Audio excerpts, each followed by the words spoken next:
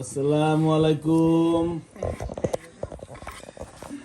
আজকের রবিবার দিন ঘুম থেকে উঠলাম বিকালবেলা, বন্ধের দিন। ছোট ভাই প্রতিবেশী, আমার বিল্ডিং এর প্রতিবেশী হয়েছে, বিক্রমপুরের কমিউনিটির সেক্রেটারি জনাব মিজানুর রহমান মোল্লা। তো এখন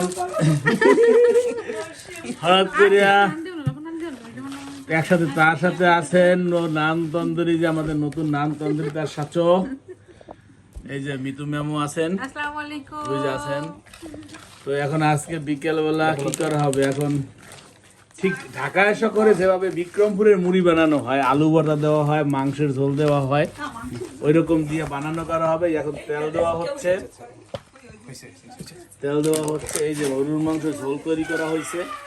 আজকে মুড়ি খাওয়া হবে, যে যত খাইতে পারে তবে হোদায়। নাম হলো সাইয়ু মুড়ি বানানি। সবাই দেখতে থাকেন আমাদের মুড়ি বানানি। এখন খাওয়াইতে পারতেছি না, কিন্তু সাদা এখন চানাচুর দেওয়া হচ্ছে, ঝাল ঝাল চানাচুর। নতুন দোকানদার, আমাদের প্রতিবেশী দোকানদার শাকিল মাহমুদ, শাকিল তাল্লাহা, নাম ভুল বলছি, শাকিল তাল্লাহা তার দোকানের। যাই হোক, শাকিলেরও একটু ভাইরাল করা দরকার আছে, ওষুধ আমাদের প্রতিবেশী। তো মন চলতেছে। আজকে দুপুর বেলা দেখলাম বৃষ্টির ভিতরে সজীব ভাই আমার প্রতিবেশী, উনিও ঘুরতেছে, ওনাকে মিস করতেছি। এখন মুড়ি খাওয়ার সময় পাইতেছি না। যাই হোক, মিজান প্রস্তুত, গাম্বার ইউজ করতেছে, সেই রকম স্বাদ হবে।